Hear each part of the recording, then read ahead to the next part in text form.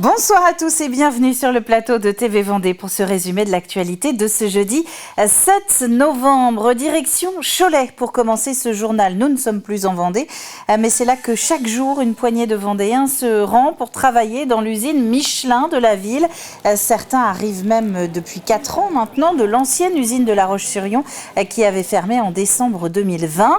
Mais mardi, les salariés ont donc appris que l'usine de Maine-et-Loire allait elle aussi fermer ses portes dans 1 an. Résultat, sur place, c'est l'incompréhension. Mathis Pires. C'est un nouveau coup de massue pour Nicolas.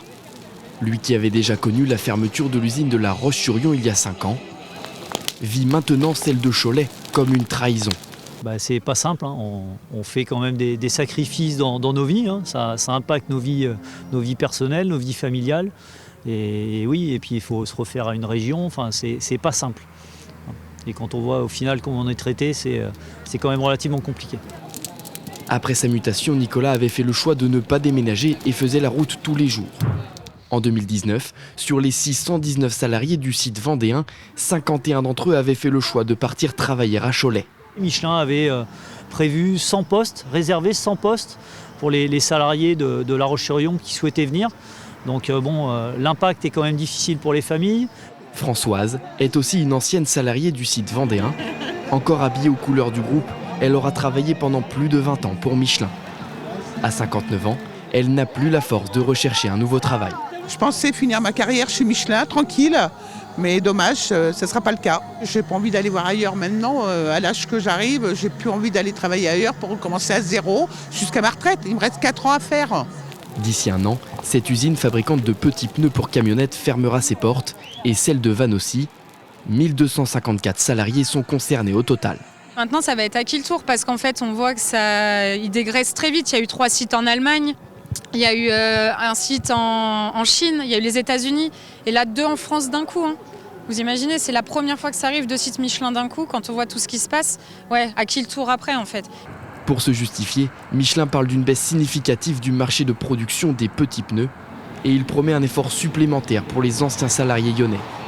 Quant au site de Cholet, il fermera ses portes jusqu'au 13 novembre prochain, le temps de trouver un accord avec tous les syndicats.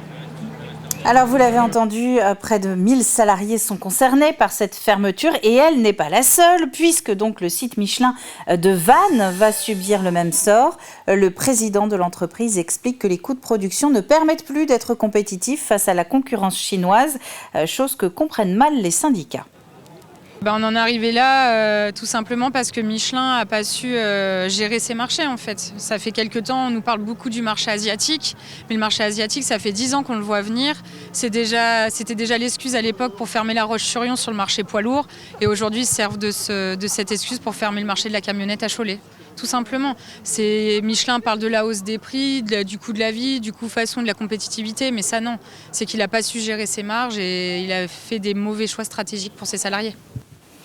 Bien plus léger, à Saint-Gilles-Croix-de-Vie, c'est une avant-première pas comme les autres qui s'est tenue au Cinémarine il y a quelques jours. Celle du film En fanfare, en présence de son réalisateur Emmanuel Courcol, avec notamment l'acteur poitevin Benjamin Laverne, acteur qui s'est fait connaître dans le film Le sens de la fête, c'était en 2017. Et quoi de mieux, vu le thème du film, qu'une fanfare pour les accueillir. C'est celle de Sainte-Cécile qui a fait le déplacement au grand complet pour l'occasion. Dorian Bolzenec. C'est une avant-première qui débute en fanfare. Invitée par le Cinémarine de Saint-Gilles-Croix-de-Vie ce 30 octobre, la fanfare Sainte-Cécile de l'Aiguillon-sur-Vie a pu performer à l'intérieur du cinéma avant la séance du film du même nom. Une occasion rare de voir jouer cette fanfare historique, vieille de bientôt 80 ans, et surtout, une expérience unique pour les musiciens. Alors dans un cinéma, effectivement, je crois que c'est la première fois en ce qui me concerne et en ce qui concerne les musiciens, oui. Le film est aussi une occasion de donner plus de visibilité à la discipline. Ça permet de revitaliser quelque part, de donner une vue sur cette pratique musicale.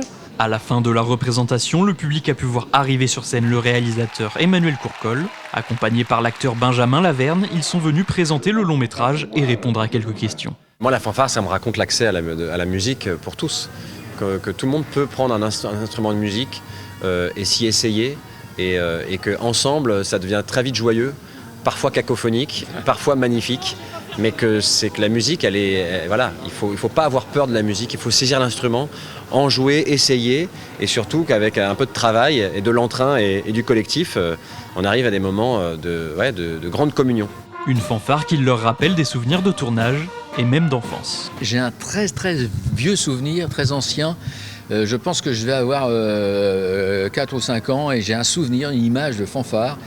Et j'ai encore le son d'ailleurs du clairon dans l'oreille. C'est un souvenir de musique et je pense que c'est mon premier souvenir de musique, en tout cas de musique en live.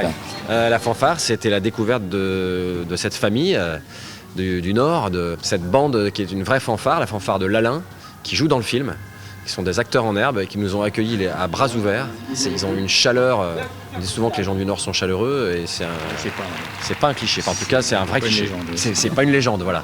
Mais ce soir, la fanfare de Saint-Gilles-Croix-de-Vie n'est pas en reste. C'est grande classe. Avant de partir, les deux hommes ont signé l'affiche du film pour marquer leur passage.